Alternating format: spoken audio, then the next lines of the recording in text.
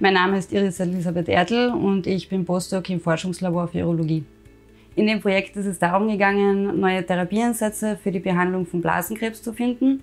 Blasenkrebs ist ja eine sehr häufige Krebserkrankung und leider sind die Therapien noch relativ begrenzt, vor allem wenn es um fortgeschrittene Stadien geht.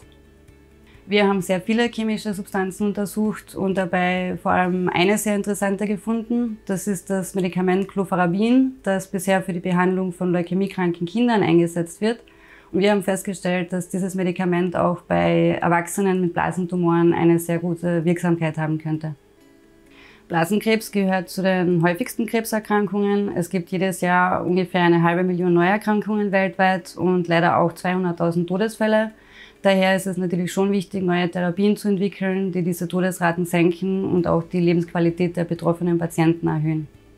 Das ultimative Ziel der Forschung ist natürlich immer, eine komplette Heilung zu erreichen. Das ist leider bei den meisten Krebserkrankungen bisher noch nicht möglich.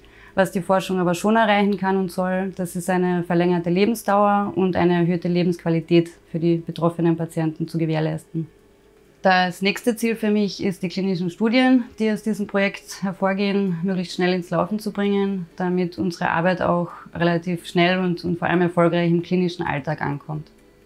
Mein Lieblingsplatz auf der Med-Uni Wien ist die Mensa.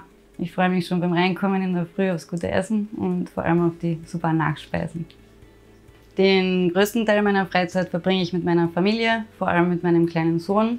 Und ansonsten beschäftige ich mich viel mit Musik. Ich bin ein großer Heavy-Metal-Fan und daher viel auf Festivals und Konzerten, gerne auch im Ausland unterwegs.